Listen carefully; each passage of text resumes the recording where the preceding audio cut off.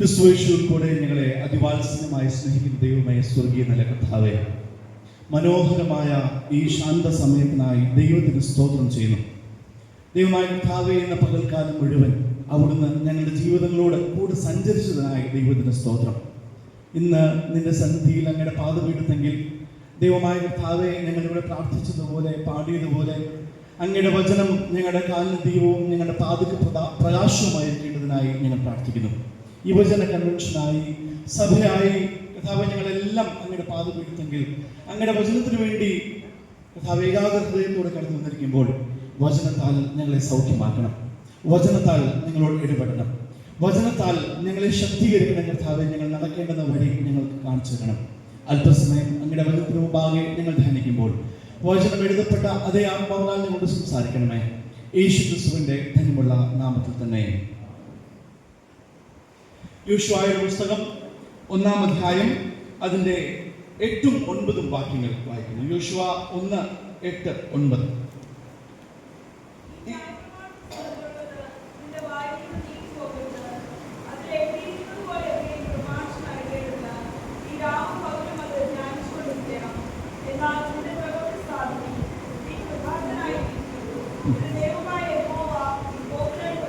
നിന്റെ ദൈവമായ യഹോവ നീ പോകുന്നിടത്തൊക്കെയും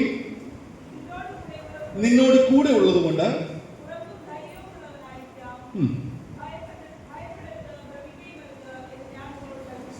ഭയപ്പെടരുത്, ഭ്രമിക്കുകയും അരുത് എന്ന് ഞാൻ നിന്നോട് കൽപ്പിച്ചുവല്ലോ എന്ന് പറഞ്ഞു. ദൈവനാമത്തിന് മഹത്വമുണ്ടാകട്ടെ. എത്രയും സ്നേഹവും ബഹുമാനമുള്ള സഭാവിശ്വാസികളെ, വെള്ളൂർ സഭയിൽ ഈ യുവജന കൺവെൻഷനോടനുബന്ധിച്ച് ഇവിടെ കടന്നു വരുവാൻ നമുക്ക് എല്ലാവർക്കും ഇടയായതോർത്ത് ഞാൻ ദൈവത്തിന് നന്ദിയോടെ സ്തോത്രം ചെയ്യുകയാണ്. ആദ്യമായി ഈ ശുശ്രൂഷയിലേക്ക് എന്നെ സ്വാഗതം ചെയ്യുന്നത്, എന്നെ ക്ഷണിക്കുന്നത് എത്രയും സ്നേഹവും ബഹുമാനമുള്ള PM ചാക്കോ സാറാണ്. സാറ് എന്നെ ശുശ്രൂഷയിലേക്ക് ഏകദേശം ഒരു 2 ആഴ്ചയോളം മുമ്പ് ക്ഷണിച്ചപ്പോൾ, സ്വാഗതം ചെയ്തപ്പോൾ, ഇന്ന് പ്രിയപ്പെട്ട ഡാനി സ്വാഗതം ചെയ്തപ്പോൾ ഓർപ്പിച്ചതുപോലെ ആദ്യം ഉയർന്നുവെന്ന പേര് എൻ്റെതാണ് എന്ന് പറഞ്ഞു. അതെന്താണ് എന്ന് എനിക്കിപ്പോഴും മനസ്സിലായിട്ടില്ല. എന്നിരിക്കലും എത്രയും സ്നേഹത്തോടെ എന്നെ സ്വാഗതം ചെയ്തു എന്നുള്ളത് ഞാൻ ഈ സമയത്ത് നന്ദിയോടെ ഓർക്കുകയാണ്. പ്രിയപ്പെട്ട ചാക്കോ സാറുമായിട്ടുള്ള മറ്റൊരു ബന്ധം ഞങ്ങളുടെ ബാച്ച്മേറ്റ് ആയിരിക്കുന്ന പ്രിയപ്പെട്ട സുബിനസിന്റെ ഫാദർ ഇൻ ലോയും കൂടിയാണ്. പ്രിയപ്പെട്ട കൊച്ചുമ്മയുടെ പിതാവും കൂടിയാണ്. ഒരു പിതാവിന്റെ സ്നേഹം എപ്പോൾ കണ്ടാലും പ്രിയപ്പെട്ട സാറിൽ നിന്നും ലഭിച്ചിട്ടുണ്ട് എന്നുള്ളത് ഞാൻ വളരെ സ്നേഹത്തോടെ നന്ദിയോടെ ഓർക്കുകയാണ്. സാറിനെ ക്ഷണിച്ചതിലുള്ള സ്നേഹവും ഞാൻ പ്രാരംഭത്തിൽ തന്നെ അറിയിക്കട്ടെ. പ്രിയപ്പെട്ട കൊച്ചുമയും അതേപോലെ തന്നെ വളരെ വോമായി, വളരെ ഹൃദ്യമായി സ്വീകരിക്കുന്ന, സ്നേഹിക്കുന്ന ഒരാളാണ്. പ്രിയപ്പെട്ട ഷെന്നിച്ചായനുണ്ട്, സഹധർമ്മിണിയുണ്ട്. ഒരുപാട് നിരവധി യുവജന സുഹൃത്തുക്കൾ, CMS കോളേജ് മുതലുള്ള ബന്ധങ്ങൾ, പ്രിയപ്പെട്ട സഹോദരങ്ങളെല്ലാം ഒരിക്കൽ കൂടെ ഈ ദേവാലയത്തിന്റെ തണലിൽ നിന്ന് കാണുവാൻ ഇടയായതോർത്ത് ഞാൻ അതിയായി സന്തോഷിക്കുന്നു. പ്രത്യേകിച്ച് വെള്ളൂർ സഭയിൽ ഇത്രയും ഉണർവോടെ പ്രവർത്തിക്കുന്ന ഒരു യുവജന പ്രസ്ഥാനം ഉണ്ട്, ഒരു യുവജന കൂട്ടായ്മയുണ്ട് എന്നറിയുന്നതിൽ ഞാൻ അതിയായി സന്തോഷിക്കുന്നു. ഇതെല്ലാം നല്ല സൂചനകളാണ്. നിങ്ങളെല്ലാം പ്രാർത്ഥനയോടെ ഇരിക്കാം. അതുകൊണ്ട് നമ്മളെല്ലാവർക്കും ഇന്ന് ഇവിടെ കൂടി വരുവാൻ, പ്രത്യേകിച്ച് ഒരു മഴയുടെ ഒരു സമയത്ത് ഞാൻ ഓർത്തു, കഴിഞ്ഞ ഒരാഴ്ച മഴ പെയ്തില്ല, ഇന്ന് കൃത്യം മഴ പെയ്യണമെങ്കിൽ അത് പിന്നിൽ തീർച്ചയായിട്ടും ഒരു ദൈവഹിതം ഉണ്ടാകും.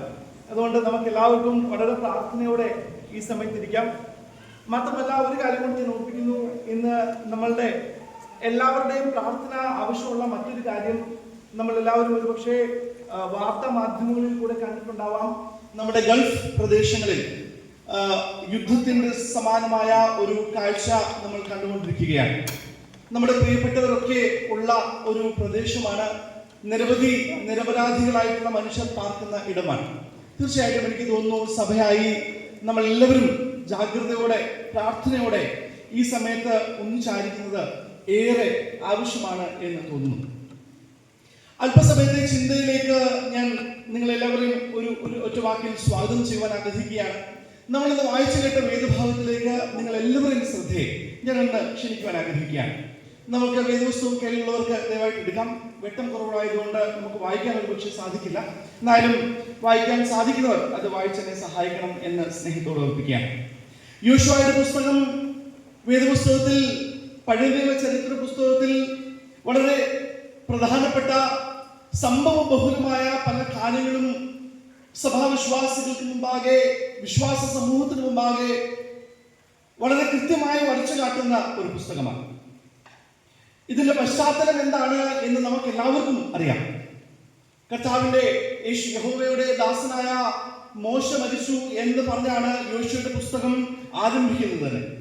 1-ാം അധ്യായത്തിന്റെ 1-ാം വാക്യത്തിൽ പറയുകയാണ്, എന്റെ ദാസനായ മോശ മരിച്ചു, ഇനിയും ഈ ഇസ്രായേൽ ജനതയെ നീ വേണം ശുശ്രൂഷയിലേക്ക് കൊണ്ടുപോകുവാൻ. ഇനി ഇസ്രായേൽ ജനത്തെ വാഗ്ദത്ത നാട്ടിലേക്ക് നീ വേണം കൂട്ടിക്കൊണ്ടുപോകുവാൻ. 1-ാം അധ്യായത്തിന്റെ 1-ാം വാക്യത്തിൽ നമ്മൾ യോശുവയെ കാണുന്നുണ്ട്. എങ്ങനെയുള്ള യോശുവയാണ്? യോശുവ ഇന്നലകളിലെ നിരാശയാൽ വേട്ടയാടപ്പെടുന്ന ഒരു യോശുവ. യോശുവ തിരിഞ്ഞു നോക്കുമ്പോൾ തന്റെ ഗുരുവായിരുന്ന, താൻ അനുഗമിച്ചുകൊണ്ടിരുന്നതായ ദൈവത്തിന്റെ വളരെ ശക്തനായ ദാസൻ മരുഭൂമിയുടെ പ്രതിസന്ധികളുടെ മധ്യത്തിൽ, ജനങ്ങളുടെ പിറുപിറുപ്പുകളുടെ മധ്യത്തിൽ, ജനങ്ങളെ വളരെ കൃത്യതയോടെ മരുഭൂമിയുടെ പ്രയാണത്തിൽ മുമ്പിൽ നിന്ന് നയിച്ച ഒരു മനുഷ്യൻ. ഈ മനുഷ്യൻ പെട്ടെന്ന് ഒരു ദിവസം ഇല്ലാതെയായി തീരുമ്പോൾ ഈ ഭാരം, 10,000-കണക്കിന് വരുന്ന ഇസ്രായേൽ ജനതയെ, എങ്ങനെ പിറുപിറുക്കുന്ന ജനതയെ, ഒരു പ്രതിസന്ധി ഉണ്ടാകുമ്പോൾ ദൈവത്തിൽ ആശ്രയിക്കാതെ ആദ്യം പിറുപിറുക്കുന്നത് തിരഞ്ഞെടുക്കുന്ന ജനതയെ എങ്ങനെ താൻ വാഗ്ദത്ത നാട്ടിലേക്ക് കൊണ്ടുപോകും എന്ന ആശങ്കയോടെ ഇരിക്കുന്ന ഒരു യുവാവ്. ഇന്നത്തെ പ്രതിസന്ധിയെ, ഇന്നലകളിൽ ഇങ്ങനെയൊക്കെ സംഭവിച്ചു, അത് ഓർത്ത് സങ്കടപ്പെടുന്ന ഒരു യുവാവ്, അത് അല്ലെങ്കിൽ ഇസ്രായേൽ ജനത. ഇന്നത്തെ പ്രതിസന്ധി ഒരു നേതാവില്ലാത്ത പ്രതിസന്ധി, എങ്ങും എത്താതിരിക്കുന്ന, ലക്ഷ്യസ്ഥാനത്തേക്ക് എത്തിയതുമില്ല, എന്നാൽ പുറപ്പെട്ടു വരികയും ചെയ്യുന്ന ഏതുമില്ലാത്ത അനിശ്ചിതത്വത്തിന്റെ ഒരവസ്ഥ. ഇതിന്റെ മധ്യത്തിൽ നിൽക്കുന്ന യോശുവയും ജനങ്ങളും. നാളെ എന്തായിത്തീരും, വാട്ട് വിൽ ഹാപ്പൻ ടുമോറോ എന്ന് വിചാരിച്ച് സങ്കടത്തോടെ ഇരിക്കുന്ന യോശുവയും ജനങ്ങളും.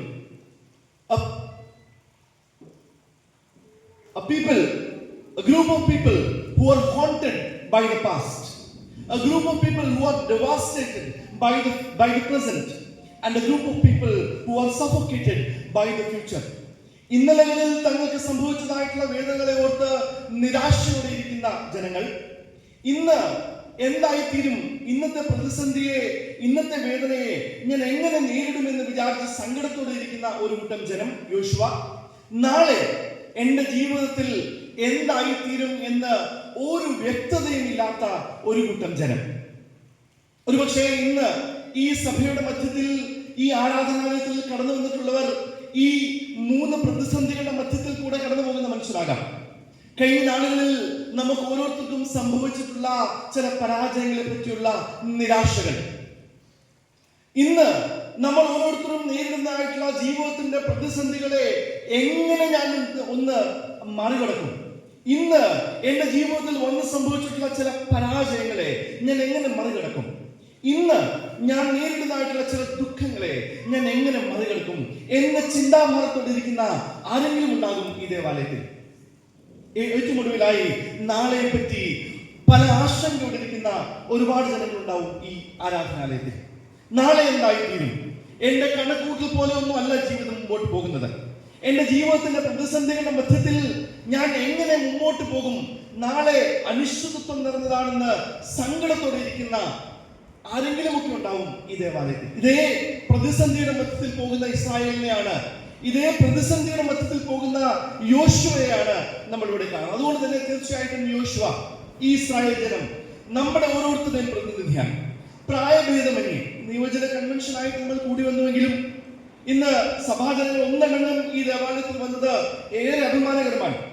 പ്രായഭേദമന്യേ നമ്മുടെ എല്ലാവരുടെയും അനുഭവങ്ങളുടെ മധ്യത്തിൽ കൂടെ കടന്നു പോകുന്ന യോശുവയെ നമുക്കിവിടെ കാണാം. ഈ യോശുവയുടെ ജീവിതത്തിൽ കൂടെ നമുക്ക് വളരെ ചുരുങ്ങിയ സമയം കൊണ്ട് ചില ചിന്തകൾ പങ്കുവെക്കാം എന്നാണ് ഞാൻ വിചാരിക്കുന്നത്. യോശുവ എന്ന വാക്കിന്റെ അർത്ഥം യഹോവ എന്റെ രക്ഷയാകുന്നു, യാഹ്വേ മൈ സാൽവേഷൻ എന്നുള്ളതാണ്. യോശുവ എന്ന ചെറുപ്പക്കാരനെ, യൗവനക്കാരനെ നമ്മൾ ആദ്യമായിട്ട് കാണുന്നത് എവിടെയാണെന്ന് അറിയാമോ? ജീവിതത്തിന്റെ വളരെ പ്രധാനപ്പെട്ട, വളരെ പ്രസക്തമായ ഒരു ജീവിത കാലഘട്ടത്തിലാണ്. നിങ്ങളുടെ എല്ലാവരുടെയും കയ്യിൽ വേദപുസ്തകം ഉണ്ടെന്നറിയാം. അതുകൊണ്ട് തന്നെ പുറപ്പാട് പുസ്തകം 17-ാം അധ്യായത്തിലേക്ക് നിങ്ങൾ എല്ലാവരുടെ ശ്രദ്ധയെ ഞാൻ ആകർഷിക്കാൻ ആഗ്രഹിക്കുകയാണ്. പുറപ്പാട് പുസ്തകം 17-ാം അധ്യായത്തിൽ ഒരു കൂട്ടം ജനത ദൈവത്തിന്റെ അരുളപ്പാടനുസരിച്ച് അവരുടെ നിലവിളികൾ കേട്ട ഒരു ദൈവം, 400 വർഷത്തോളം 200 വർഷത്തോളം അടിമത്തത്തിൽ കഴിഞ്ഞ ഒരു കൂട്ടം ജനം ദൈവത്തോട് നിലവിളിക്കുകയാണ്. അവർ അയ്യം വിളിക്കുകയാണ്, ഊഴിയ വേല നിമിത്തം ദൈവത്തോട് പ്രാർത്ഥിക്കുകയാണ്. ഈ ജനങ്ങളുടെ കഷ്ടത കണ്ട ദൈവം മോശയോട് പറയുന്ന വാക്ക് എന്താണെന്ന് നമുക്കറിയാം. മോശയോട് ദൈവം പറയുകയാണ്, എന്റെ ജനതയുടെ കഷ്ടത ഞാൻ കണ്ടു, ഞാൻ അവരുടെ നിലവിളി കേട്ടു. അതുകൊണ്ട് ഇനിയും അവർ ജീവിതത്തിൽ പ്രതിസന്ധികളുടെ മധ്യത്തിൽ കഴിയുവാൻ, അവർ അങ്ങനെ തന്നെ ജീവിക്കുവാൻ ഞാൻ ആഗ്രഹിക്കുന്നില്ല. അവർക്കൊരു വീണ്ടെടുപ്പ് ഉണ്ടാകുവാൻ ഞാൻ ആഗ്രഹിക്കുന്നു. I intend to deliver them from their misery. അവരുടെ കഷ്ടങ്ങളിൽ നിന്നും ഞാൻ അവരെ വീണ്ടെടുക്കുവാൻ ഓർത്തിരിക്കുന്നു എന്ന് ഓർത്ത് മോശയെ വലിയൊരു വിമോചന നായകനാക്കുന്ന ഒരു കഥ നമുക്കറിയാം. ഇവർ ജീവിതത്തിൽ കണ്ടിട്ടില്ലാത്ത, ലോകം കേട്ടിട്ടില്ലാത്ത ചില വലിയ അത്ഭുതങ്ങളുടെ മധ്യത്തിലാണ് യാത്ര ചെയ്യുന്നത്. ഫറവോന്റെ സൈന്യം അവിടെ താഴെ വീണു പോകുമ്പോൾ ഉണങ്ങിയ നിലത്തുകൂടെ ചെങ്കടലിന്റെ മധ്യത്തിൽ കൂടെ നടന്നു പോകുന്ന ഒരു ജനം, അവർ കരയുമ്പോൾ, അവർക്ക് വിശക്കുമ്പോൾ ആരും കേട്ടിട്ടില്ലാത്ത രീതിയിൽ സ്വർഗത്തിൽ നിന്നും മന്ന പൊഴിച്ചു കൊടുക്കുന്ന ഒരു ദൈവം, അവർക്ക് ദാഹിക്കുമ്പോൾ പാറയിൽ നിന്നും, അതായത് അസാധ്യമാകുന്ന ഒരു ഇടത്തു നിന്നും വെള്ളം ഒരുക്കി കൊടുക്കുന്ന ഒരു ദൈവം. അപ്പോൾ അസാധ്യങ്ങളുടെ മധ്യത്തിൽ യാത്ര ചെയ്യുന്ന ആബാലവൃദ്ധം, പ്രായമുള്ളവർ, കുഞ്ഞുങ്ങൾ, യൗവനക്കാർ എല്ലാവരും യാത്ര ചെയ്യുമ്പോൾ കയ്യിലൊരു ആയുധം പോലും ഇല്ലാത്ത ഈ ജനതയുടെ മധ്യത്തിൽ, ജനതയുടെ നേരെ ഒരു കൂട്ടം ജനം യുദ്ധത്തിന് വേണ്ടി പുറപ്പെടുകയാണ്. ചെയ്യാവുന്നതിൽ വെച്ച് ഏറ്റവും നീചമായ കാര്യം, ഇന്ന് ലോകത്തിൽ സംഭവിക്കുന്ന അതേ കാര്യം. യുദ്ധത്തിന് സമന്മാരല്ലല്ലോ ഏറ്റുമുട്ടുന്നത്. മരുഭൂമി യാത്രയിൽ ഇസ്രായേലിന് നേരെ യുദ്ധത്തിന് വേണ്ടി കടന്നു വന്നത് അമാലേക്യരാണ്. ഇവിടെയാണ് നമ്മൾ ആദ്യമായിട്ട് ആരെ കാണുന്നത്? യോശുവ എന്ന് നമ്മുടെ ഈ യൗവനക്കാരനെ കാണുന്നത്. യോശുവ വളരെ കൃത്യമായി തന്റെ കയ്യിലുണ്ടായിരുന്ന ആയുധങ്ങളുമായി അമാലേക്യരുമായിട്ട് യുദ്ധം ചെയ്യുവാൻ വേണ്ടി പോകുമ്പോൾ യൗവനക്കാരനായ യോശുവ ഒരു കാഴ്ച കാണുകയാണ്. He seeing something which is very extraordinary. താൻ തന്റെ യൗവന കാലഘട്ടത്തിൽ ഇതുവരെയും കണ്ടിട്ടില്ലാത്ത ഒരു അസാധാരണമായ ഒരു കാഴ്ച. എന്തായിരുന്നു ആ കാഴ്ച? താൻ തന്റെ കൂടെയുള്ള ചുരുക്കമായി എണ്ണിക്കെടുക്കാമായിരുന്ന വളരെ കുറച്ച് ജനങ്ങൾ തങ്ങൾക്കുണ്ടായിരുന്ന കുറച്ച് ആയുധങ്ങളുമായി അമാലേക്യരോട് യുദ്ധം ചെയ്യുവാൻ വേണ്ടി പോകുമ്പോൾ താൻ അനുഗമിക്കുവാൻ നോക്കിയിരിക്കുന്ന മോശെ വടിയും പിടിച്ചുകൊണ്ട് ഒരു കുന്നിന്റെ മുകളിൽ കയറി നിൽക്കുകയാണ്. Moses is going upon a hill and staying there. യോശുവ ആലോചിക്കുന്നുണ്ട്, എന്താണ് ഈ വൃദ്ധനായ മനുഷ്യൻ ചെയ്യുന്നത്? തനിക്കും കൂടി കടന്നുവെന്ന് യുദ്ധത്തിൽ പങ്കെടുത്തുകൂടെ? അപ്പോൾ യുദ്ധത്തിന് വേണ്ടി പടക്കളത്തിലേക്ക് ഇറങ്ങുന്ന യോശുവ കാണുന്ന അടുത്ത കാഴ്ച, അവർ ജയിച്ചു കയറുകയാണ്. ചുരുക്കമാണ്, അവർ ആളുകൾ ചെറുതാണ്, അവരുടെ അംഗബലം ചെറുതാണ്, അവർക്ക് പറയത്തക്ക പോലും വലിയ ആയുധങ്ങളൊന്നുമില്ല. തങ്ങൾക്ക് നേരെ യുദ്ധത്തിന് വരുന്നത് വലിയ പടക്കോപ്പുകളുമായിട്ട് വരുന്ന അമാലേക്യ ജനമാണ്. ഇതിന്റെ മധ്യത്തിൽ യോശുവ കാണുന്നത് തങ്ങൾ ജയിച്ചു കയറുന്നു. എവിടേക്കോ യോശുവ ചെറുതായിട്ടൊന്ന് തിരിഞ്ഞു നോക്കുമ്പോൾ മുകളിൽ പ്രാർത്ഥനയോടെ കരങ്ങളെ ഉയർത്തി നിൽക്കുന്ന മോശയെ യോശുവ കാണുന്നുണ്ട്. താൻ വീണ്ടും മുമ്പോട്ട് യുദ്ധം ചെയ്യുവാൻ വേണ്ടി പോകുമ്പോൾ യോശുവ ചെറുതായി യോശുവയും തങ്ങളുടെ കൂടെ ഉള്ളവരും തോറ്റ് പിന്മാറുന്നതായിട്ടും കാണുന്നുണ്ട്. അപ്പോഴും യോശുവ എന്താണ് സംഭവിക്കുന്നത് മനസ്സിലാക്കാതെ തിരിഞ്ഞു നോക്കുമ്പോൾ പ്രാർത്ഥനയിൽ കരങ്ങൾ വേദന എടുത്ത് മോശയുടെ കരങ്ങൾ താഴുന്നു.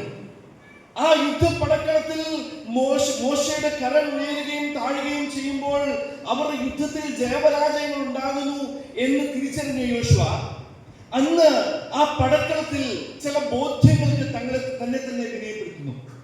യോശുവ എന്ന ചെറുപ്പക്കാരൻ ആ യുദ്ധത്തിന്റെ പടക്കളത്തിൽ ഒരു കാര്യം മനസ്സിലാക്കുകയാണ്. താൻ പരാക്രമശാലിയായതുകൊണ്ടല്ല. It was not because he is a great warrior that they are winning this sword fight. തങ്ങളുടെ കൂടെ ഉള്ളവർ ജയിക്കുന്നത് തങ്ങൾ മിടുക്കരായതുകൊണ്ടോ ശക്തരായതുകൊണ്ടോ പരാക്രമശാലികളായതുകൊണ്ടോ അല്ല. പകരം തങ്ങൾക്ക് വേണ്ടി പ്രാർത്ഥിക്കുന്ന ആരൊക്കെയോ കരങ്ങൾ ഉയർത്തി ദൈവസന്നിധിയിൽ പ്രാർത്ഥിക്കുന്നുണ്ട് എന്ന ബോധ്യവുമായിട്ടാണ്. യോശുവയ്ക്ക് മനസ്സിലാകുന്ന മറ്റൊരു ബോധ്യം എന്താണെന്ന് അറിയാമോ? യോശുവ മനസ്സിലാക്കുന്നു, താൻ ജീവിതത്തിൽ ഇതുവരെ ജീവിച്ച ജീവിതത്തിന്റെ യാത്രയിൽ താൻ എവിടെയൊക്കെ തോറ്റിട്ടുണ്ടോ ആ തോൽവികളെല്ലാം താൻ മണ്ടനായതുകൊണ്ട് തോറ്റുപോയതല്ല. താൻ ജീവിതത്തിൽ തന്റെ ജീവിതത്തിന്റെ യൗവനപ്രായത്തിൽ താൻ എവിടെയൊക്കെ ജയിച്ചിട്ടുണ്ടോ ആ ജയങ്ങളും താൻ മിടുക്കനായതുകൊണ്ട് ജയിച്ചതല്ല. പകരം താൻ തോറ്റപ്പോഴൊക്കെ അതിന്റെ പിന്നിൽ ദൈവത്തിന് ഒരു വലിയ പദ്ധതി ഉണ്ടായിരുന്നു. താൻ ജയിച്ചപ്പോഴെല്ലാം അതിന്റെ പിന്നിൽ തമ്പുരാന് ഒരു വലിയ പദ്ധതി ഉണ്ടായിരുന്നു. യോശുവ ഈസ് അണ്ടർസ്റ്റാൻഡിംഗ് ദാറ്റ് ഫാക്ട്. യോശുവ ആ യുദ്ധത്തിന്റെ പടക്കളത്തിൽ അത് മനസ്സിലാക്കുകയാണ്. തന്റെ ജയമെല്ലാം ദൈവത്തിന്റെ ഹിതത്തിന്റെ ഭാഗമായ ജയങ്ങളാണ്. ചിലതൊക്കെ ദൈവം അനുവദിച്ചിരുന്ന സന്തോഷങ്ങളാണ്. അത് മാത്രമല്ല യോശുവ മനസ്സിലാക്കുന്നത് തന്റെ പരാജയങ്ങളും ദൈവത്തിന്റെ ഹിതത്തിന്റെ ഭാഗമാണ്. ചിലതൊക്കെ മനസ്സിലാക്കുവാൻ വേണ്ടിയുള്ള ദൈവത്തിന്റെ പദ്ധതിയാണ്. പിന്നീട്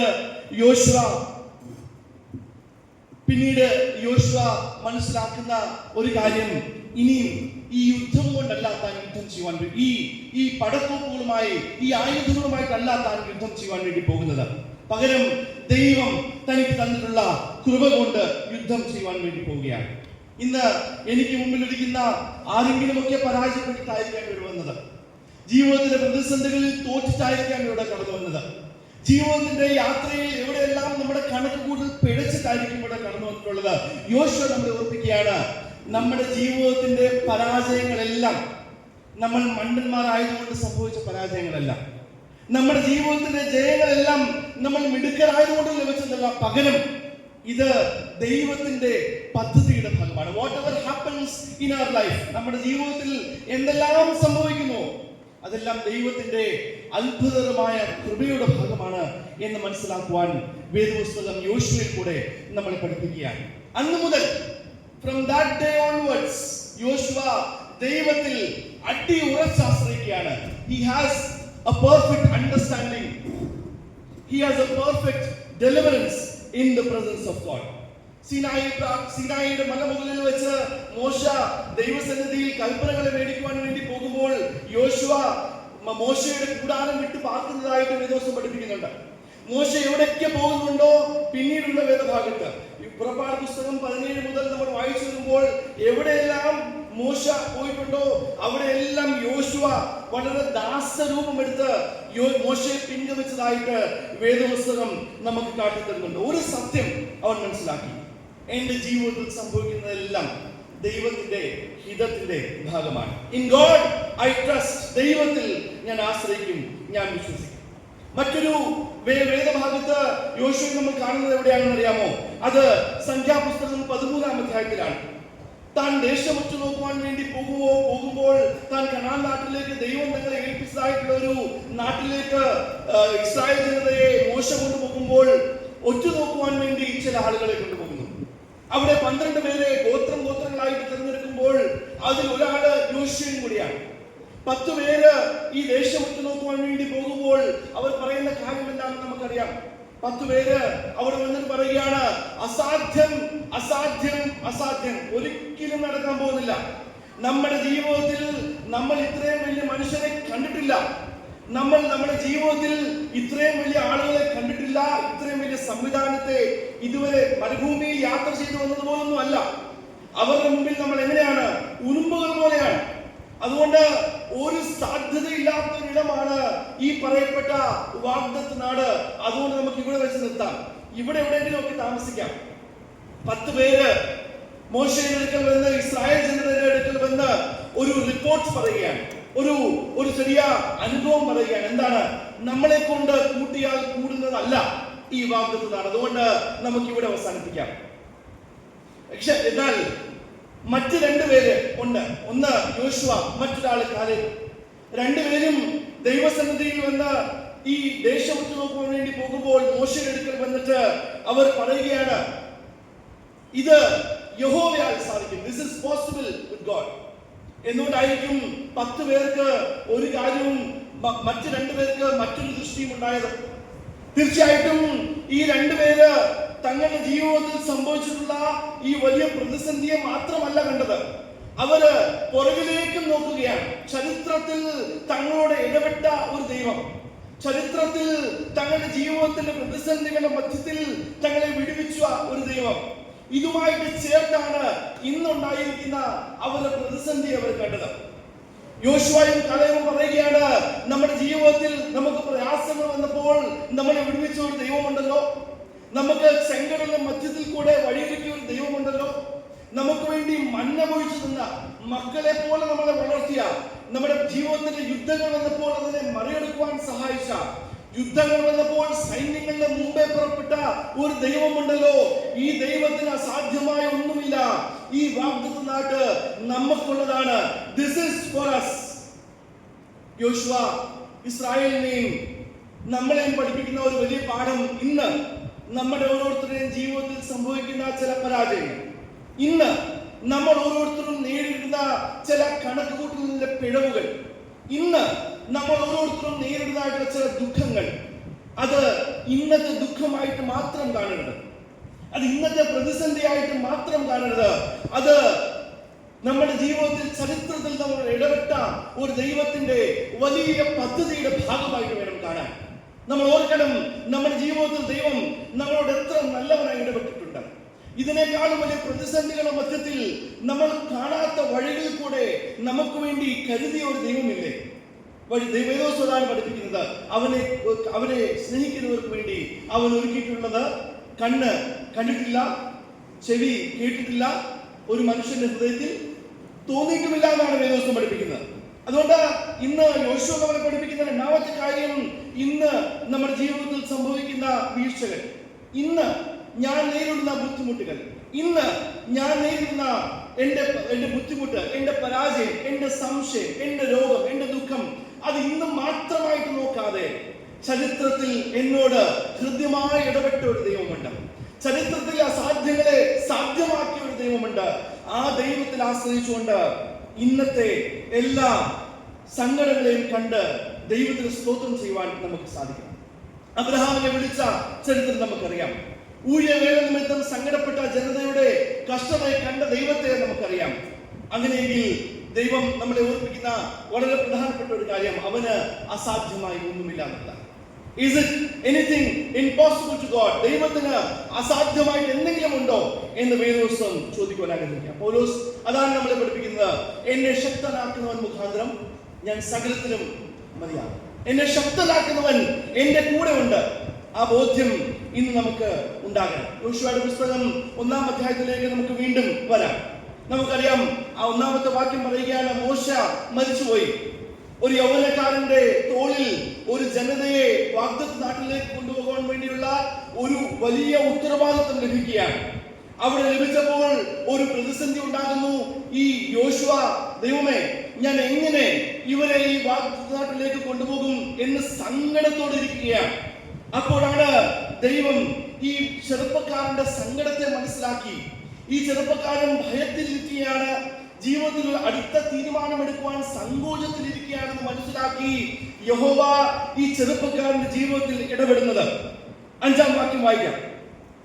1-ാം അധ്യായം 5-ാം വാക്യം. നിന്റെ ജീവകാലത്ത് ഒരിക്കലും ഒരു മനുഷ്യനും നിന്റെ നേരെ നിൽക്കുകയില്ല. ഞാൻ മോശയോട് കൂടി ഇരുന്നത് പോലെ നിന്നോട് കൂടെയും ഇരിക്കും. യൗവനക്കാരനായ ഒരു യോശുവ തന്റെ ഗുരുവായിരുന്ന മോശയുടെ ജീവിതത്തിൽ ദൈവം ഇടപെട്ടതെല്ലാം ഏറ്റവും അടുത്ത് വന്നിരുന്ന് കണ്ട് അനുഭവിച്ചു മനസ്സിലാക്കിയ യോശുവ ജീവിതത്തിൽ ഒരു വലിയ പ്രതിസന്ധി ഉണ്ടാവുകയാണ്. തന്റെ ഗുരുവായിരുന്ന ദൈവത്തോട് സംസാരിച്ചുകൊണ്ടിരുന്ന മോശ പോയപ്പോൾ യോശുവ പറയുകയാണ്, ഇതൊന്നും ചെയ്യാൻ എനിക്കറിയില്ല. I do not know how to do this. ഇതൊന്നും ചെയ്യുവാനുള്ള ദൈവകൃപയും എനിക്കില്ല. I do not know how to do this. ഇങ്ങനെ സംശയിച്ചിരിക്കുന്ന യോശുവയോട് ദൈവം പറയുകയാണ്, നിന്റെ ജീവകാലത്തൊക്കെയും നിന്നോട് കൂടെ ഞാനിരിക്കും, നിന്റെ നേരെ വേറെ ഒരു മനുഷ്യനും നിൽക്കുകയില്ല. ഹല്ലേലൂയ. യോശുവ ഭയന്നിരിക്കുമ്പോൾ ദൈവം യോശുവയോട് പറയുകയാണ്, do not be afraid. No man will stand against you. നീ ഭയക്കുന്നത് മനുഷ്യനെയാണ്. Are you afraid of men, of people? Do not be afraid, for I am with you. ഞാൻ നിന്നോട് കൂടെ ഉണ്ടെന്ന് യോശുവയെ വളരെ സാവധാനം പഠിപ്പിക്കുന്ന ഒരു ദൈവ സാന്നിധ്യം, ദൈവശബ്ദം. 6-ാം വാക്യം കൂടി വായിക്കാം. ഞാൻ നിന്നെ കൈവിടുകയില്ല, ഉറപ്പും ധൈര്യമുള്ളവനായിരിക്കുക.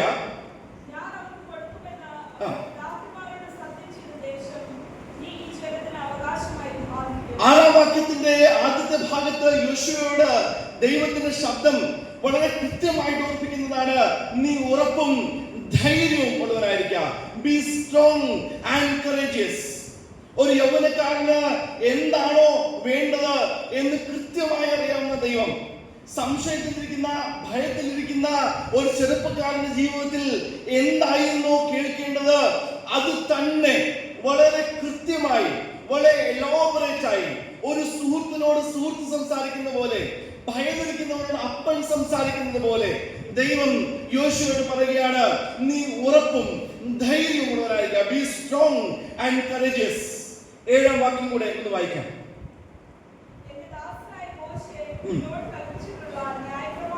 ന്യായപ്രമാണമൊക്കെയും അനുസരിച്ച് നടക്കേണ്ടതിന് ഉടമനായിരിക്കുക. നീ ചെല്ലുന്നിടത്തൊക്കെയും നീ ശുഭമായിരിക്കേണ്ടതിന് അത് വിട്ട് ഇടത്തോട്ടോ വലത്തോട്ടോ മാറരുത്. യോശുവയോട് ദൈവം അനുഗ്രഹിക്കുമെന്ന് പറയുന്നുണ്ട്. യോശുവയോട് പറയുന്നുണ്ട്, നിന്റെ ജീവകാലമൊക്കെയും ഒരു മനുഷ്യനും നിന്നെ നിൽക്കില്ല എന്ന് പറയുന്നുണ്ട്. നീ ചെല്ലുന്നിടത്തൊക്കെയും നിന്നോട് കൂടെ ഞാൻ ഇരിക്കുമെന്ന് പറയുന്നുണ്ട്. പക്ഷെ അതെല്ലാം പറയുന്നതിന് മുമ്പ് ഒരു പ്രീ റെക്വിസിറ്റ് പറയുന്നുണ്ട്. അത് പറയുന്നതിന് മുമ്പ് ഒറ്റ ഉപാധിയെ ദൈവം പറയുന്നുള്ളൂ. അത് അന്നും ഇന്നും എന്നും സഭാജനങ്ങളോട്, മനുഷ്യ സമൂഹത്തോട് ദൈവം പറഞ്ഞിട്ടുള്ള ഒരേ ഒരു ഉപാധി യോശുവയോട് പറയുകയാണ്, നീ ചെല്ലുന്നിടത്തൊക്കെയും wherever you be, നീ ശുഭമായിരിക്കേണ്ടതിന് ഈ ന്യായപ്രമാണ പുസ്തകത്തിലുള്ളത് നിന്റെ വായിൽ നിന്നും നീങ്ങി പോകരുത്. ദൈവം പറയുകയാണ്, നീ പോകുന്നിടത്ത് ഞാൻ നിന്നോട് കൂടെ ഇരിക്കും. നീ ഒരു മനുഷ്യനെയും ഭയപ്പെടേണ്ട കാര്യമില്ല, ഒരു യുദ്ധത്തെയും ഭയപ്പെടേണ്ട കാര്യമില്ല, ഒരു സംശയത്തെയും ഭയപ്പെടേണ്ട കാര്യമില്ല. നീ ഒന്നിനെയും ഭയപ്പെടേണ്ട. നീ ഒരേ ഒരു കാര്യം ചെയ്താൽ മതി. നീ ഈ ന്യായപ്രമാണ പുസ്തകത്തിലുള്ളത് വിട്ട് ഇടത്തോട്ടോ വലത്തോട്ടോ മാറരുത്. ഒരു നോമ്പ് കാലഘട്ടത്തിൽ കൂടിയാണല്ലോ നമ്മൾ കടന്നു പോകുന്നത്. 8-ാം വാക്യം ഒന്ന് വായിച്ച് ഒരു ചോദ്യം സഭയോട് ചോദിക്കാൻ ആഗ്രഹിക്കുകയാണ്. 8-ാം വാക്യം, ഈ ന്യായപ്രമാണ പുസ്തകത്തിലുള്ളത് നിന്റെ വായിൽ നിന്നും നീങ്ങി പോകരുത്. അതിൽ എതിരെയിരിക്കുന്നത് പോലൊക്കെയും പ്രമാണിച്ച് നടക്കേണ്ടതിന് നീ രാവും പകലും അത് ധ്യാനിച്ചുകൊണ്ടേയിരിക്കണം. എന്നാൽ നിന്റെ പ്രവൃത്തി സാധിക്കും, നീ കൃതാർത്ഥനായിരിക്കും. ദൈവിക വാഗ്ദത്തം യോശുവയെ കടന്നു വരുമ്പോൾ, യോശുവയുടെ ജീവിതത്തിലേക്ക് വരുമ്പോൾ യോശുവയോട് ദൈവം കൽപ്പിക്കുന്ന ഒരേ ഒരു ഉപാധിയാണ്, ഈ ന്യായപ്രമാണ പുസ്തകത്തിലുള്ളത് നിന്റെ വായിൽ നിന്നും നീങ്ങി പോകരുത്. 8-ാം വാക്യം പറയുകയാണ്, ഇത് പ്രമാണിച്ച് നടക്കേണ്ടതിന് ഇത് രാവും പകലും നിന്റെ ധ്യാനമായിരിക്കണം. ഇത് രാവും പകലും നിന്റെ ധ്യാനമായിരിക്കണം. ഇവിടെ കടന്നു വന്നിരിക്കുന്ന വേലൂർ സഭയിലെ വിശ്വാസികളെ, ഈ നോമ്പ് കാലഘട്ടത്തിൽ നമ്മൾ 2-ാം മാസത്തിലേക്കാണല്ലോ കടന്നു വന്നത്. ഒരു ഉടമ്പടി ശുശ്രൂഷ കഴിഞ്ഞിട്ട് ഏകദേശം 1-1.5 മാസമാകുന്നേ ഉള്ളൂ അല്ലേ? പുതിയ വർഷം തുടങ്ങിയപ്പോൾ നമ്മൾ എല്ലാവരും മുട്ടുകുത്തി ദൈവസന്നിധിയിൽ എടുത്ത ഒരു തീരുമാനമുണ്ട്. ദൈവമേ, നീ പറയുന്നിടത്ത് എന്നെ ആക്കുക, നീ കൽപ്പിച്ചാക്കുന്നിടത്ത് പോകുവാനും നീ വിലക്കുന്നിടത്ത് പോകാതിരിക്കുവാനും എന്നെ ആക്കുക എന്നെല്ലാം നമ്മൾ ഉടമ്പടി എടുത്തതാണ് തമ്പുരാന്റെ സന്നിധി. അങ്ങനെയെങ്കിൽ ഞാൻ ഒരു കാര്യം ഈ നോമ്പ് കാലഘട്ടത്തിൽ വളരെ പ്രസക്തമായ ഒരു ചോദ്യം, ഈ വാക്യം നമ്മളോട് ചോദിക്കുന്നത് നിങ്ങളോട് ചോദിക്കാൻ ആഗ്രഹിക്കുകയാണ്. എത്ര ദിവസമായി നമ്മൾ ഈ ദൈവവചനം ധ്യാനിച്ചിട്ട്? ആരും ഉത്തരം പറയണ്ട, മനസ്സിൽ നിങ്ങളോട് തന്നെ ഉത്തരം പറഞ്ഞാൽ മതി. വേദോത്സവം നമ്മളെ പഠിപ്പിക്കുന്നത്, യോശുവ നമ്മളെ ഓർപ്പിക്കുന്നത് ഇത് വായിക്കുവാനല്ല, ഇത് ജൽപ്പനം ചെയ്യുവാൻ വേണ്ടിയിട്ടല്ല. എല്ലാ ദിവസവും അറിയാവുന്ന, വർഷങ്ങളായി നമ്മൾ വായിക്കുന്ന ഒരു ഭാഗം അതിൽ അടിവരയിട്ട് കറുപ്പിച്ചു വെളുപ്പിച്ച് രാവിലെയും വൈകിട്ടും ലോട്ടറി എടുക്കുന്നത് പോലെ വെറുതെ വായിക്കുവാനല്ല വേദോത്സവം പറയുന്നത്. അതെവിടെയും വേദോത്സവത്തിൽ പറഞ്ഞിട്ടില്ല. But the word of God asks us, how many days have been passed that you have been meditating upon the word of God? ദൈവത്തിന്റെ വചനം ഓർപ്പിക്കുകയാണ്, എത്ര നാളായി നിങ്ങൾ ഈ ദൈവത്തിന്റെ വചനം ധ്യാനിച്ചിട്ട്? ഈ വാക്യം നമ്മളെ അസ്വസ്ഥപ്പെടുത്തട്ടെ. എത്ര നാളായി നമ്മൾ ഈ ദൈവത്തിന്റെ വചനം ധ്യാനിച്ചിട്ട്? ദൈവത്തിന്റെ വചനം ധ്യാനിക്കുക എന്ന് പറഞ്ഞാൽ രാവിലെ എഴുന്നേൽക്കുമ്പോൾ വചനം വായിച്ചിട്ട് വചനത്തിൽ നിന്നും ദൈവത്തോട് പ്രാർത്ഥിക്കണം. ദൈവമേ, ഈ വചനം എന്നോട് സംസാരിക്കുന്നത് എന്ത്? ദൈവമേ, നിന്റെ ഈ വചനം എന്റെ ജീവിതത്തിൽ എന്ത് മാറ്റം കൊണ്ടുവരണം എന്ന് നീ ആഗ്രഹിക്കുന്നു?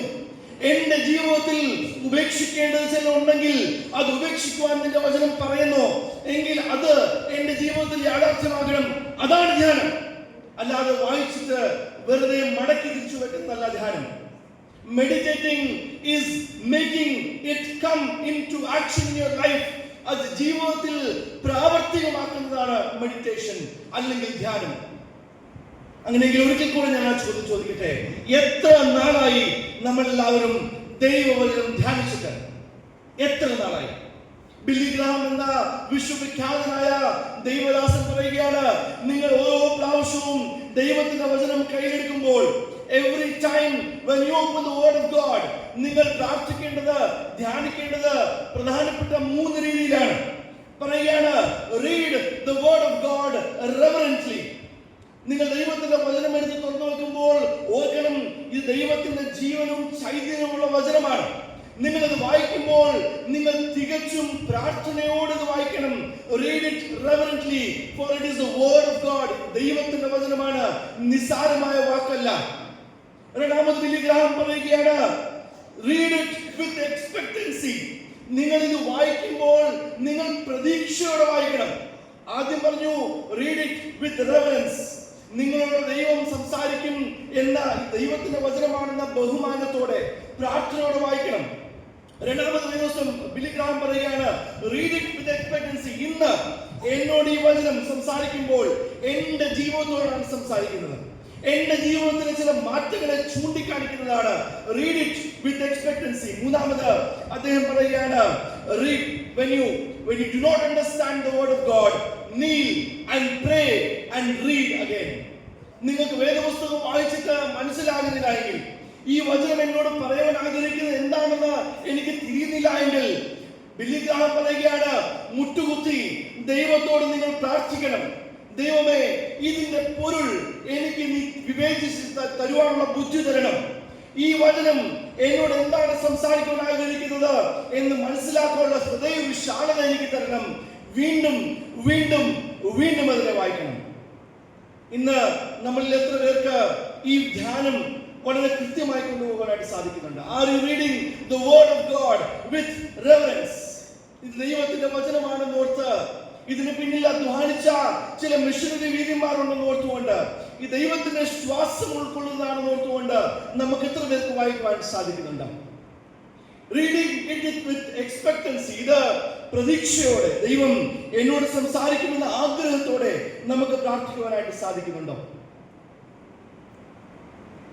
വീണ്ടും ഞാൻ ആ ചോദ്യം സഭയുടെ മുമ്പാകെ വെക്കട്ടെ. എത്ര നാളായി നമ്മൾ ദൈവത്തിന്റെ വചനം ധ്യാനിച്ചിട്ട്? എത്ര നാളായി നമ്മൾ ദൈവത്തിന്റെ വചനം ധ്യാനിച്ചിട്ട്?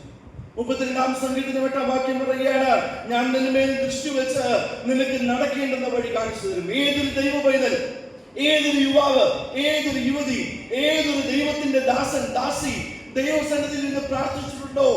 സങ്കീർത്തനക്കാരനോട് ദൈവവചനം പറയുകയാണ്, നീ പ്രാർത്ഥിക്കുമ്പോൾ നിന്റെ മേൽ ദൃഷ്ടി വെച്ച് നിനക്ക് വഴി പറഞ്ഞു തരുന്ന ദൈവമാണ് ഞാൻ നിന്നെ ഉപേക്ഷിക്കുന്ന ദൈവമല്ല, ഞാൻ നിന്നെ കൈവിടുന്ന ദൈവവുമല്ല. ആരെല്ലാം നിന്നെ കൈവിട്ടു പോയാലും നീ പ്രാർത്ഥിച്ചാൽ, യോശുവ പറയുകയാണ്, നീ വചനത്തിൽ നിന്ന് വിട്ടുമാറാതിരുന്നാൽ ഞാൻ നിന്നോട് കൂടെ എന്നും ലോകാവസാനത്തോടു കൂടി ഉണ്ടായിരിക്കും. മുമ്പോട്ട് പോകുവാൻ ആഗ്രഹിക്കുന്നു. എബ്രായരുടെ ലേഖനം 4-ാം അധ്യായത്തിൽ 18-ാം വാക്യം പറയുകയാണ്, ദൈവത്തിന്റെ വചനം ജീവനും ചൈതന്യമുള്ളതായി ഏത് വാളിനേക്കാളും മൂർച്ചയേറിയതും പ്രാണനെയും ആത്മാവിനെയും സന്ധിമജ്ജകളെയും വേർപിടിപ്പിക്കുന്നത് വരെ തുളച്ചു ചെല്ലുന്നതുമാകുന്നുവെന്ന് വളരെ കൃത്യമായിട്ട് ഓർമ്മിക്കുകയാണ്. അതുകൊണ്ട് നിസ്സാരമായ വചനമാണ് എന്ന് നമ്മൾ ആരും കരുതരുത്. ഈ പ്രമാണം നമ്മുടെ ജീവിതത്തിലേക്ക് വരുമ്പോൾ ഒരു വലിയ മാറ്റത്തിന് മുഖാന്തരം ഉണ്ടാകും, ഒരു വലിയ രൂപാന്തരത്തിന് മുഖാന്തരം ഉണ്ടാകും. അതുകൊണ്ട് ഈ ആരാധനകൾ, നമ്മുടെ കൺവെൻഷൻ യോഗങ്ങൾ, നമ്മുടെ വൈകിട്ട് ഭവനങ്ങൾ ഉണ്ടാകുന്ന പ്രാർത്ഥനകൾ വെറും ഒരു ജൽപ്പനങ്ങളായി, വെറും ഒരു ആചാരമായി മാറാതെ നമ്മളെല്ലാവരും ഇന്ന് പ്രാർത്ഥിക്കുന്ന, ദൈവമേ, ഈ നിന്റെ വചനം എന്റെ ജീവിതത്തിൽ എന്താവശ്യപ്പെട്ടു? What does the word ask me to do? ഇതെന്ത് ചെയ്യുവാൻ ഞാൻ ആഗ്രഹിക്കുന്നു, അത് ചെയ്യുവാൻ എന്നെ സഹായിക്കണമേ. ഡീട്രിച്ച് ബോൺഹോഫർ എന്ന എഴുത്തുകാരൻ തന്റെ പുസ്തകത്തിൽ ദ കോസ്റ്റ് ഓഫ് ഡിസൈപ്പിൾഷിപ്പ്, വരിക ക്രൂശിക്കപ്പെടുക എന്ന പുസ്തകത്തിൽ വളരെ കൃത്യമായ ഒരു കാര്യം എഴുതുന്നുണ്ട്. അദ്ദേഹം പറയുകയാണ്, today's Christians they want atonement, but they will not confess before the word of God. They want the grace of God, but they will not dedicate themselves in the presence of God. They want salvation, but they will not have Christ in their life as their personal savior.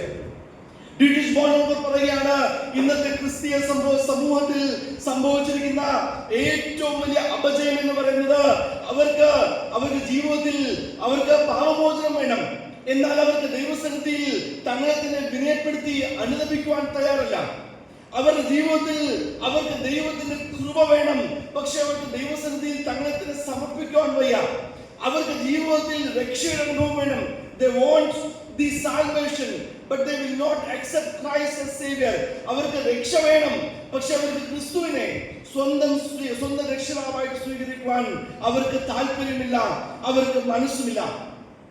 ഇന്ന് നമ്മൾ എങ്ങനത്തെ സഭയായിട്ട് ദൈവസന്നിധിയിൽ ഇരിക്കുന്നു?